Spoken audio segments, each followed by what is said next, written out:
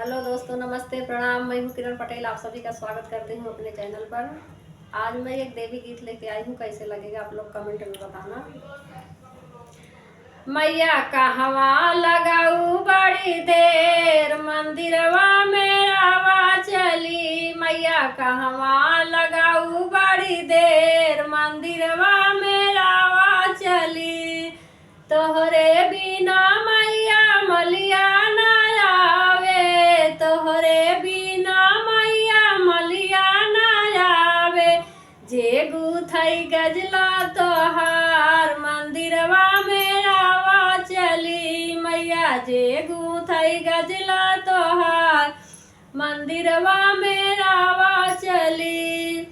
मैया कहवा लगाऊ बड़ी देर, मंदिरवा मेरावा चली। मैया कहवा लगाऊ बड़ी देर, मंदिरवा मेरावा चली। तोहरे बिना मैया कहरा न आवे, तोहरे बिना मैया कहरा न आवे। जे साजै कलसा तोहार, मंदिरवा मेरावा चली। मैया जे साजै कलसा तोहार, मंदिरवा मेरावा चली।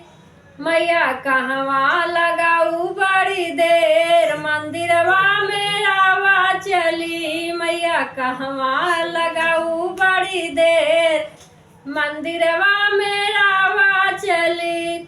तोहरे बिना मैया सोनरा ना आवे, तोहरे बिना मैया सोनरा ना आवे। जे गढ़ई नथिया तोहार, मंदिरवा मेरावा चली। मैया जे गढ़ई नथिया तोहार, मंदिरवा मेरावा चली। मैया कहवा लगाऊ बड़ी देर, मंदिरवा मेरावा चली।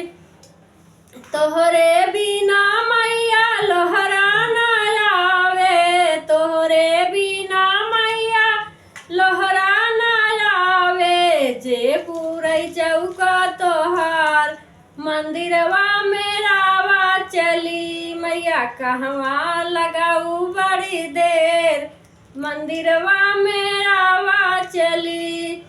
तोहरे बिना मैया बजजवा ना आवे, तोहरे बिना मैया बजजवा ना आवे। जे साजै चुनरी तोहार, मंदिरवा मेरावा चली। मैया जे साजै चुनरी तोहार, मंदिरवा मेरावा चली। मैया कहवा लगाऊ बड़ी देर, मंदिरवा मेरावा चली।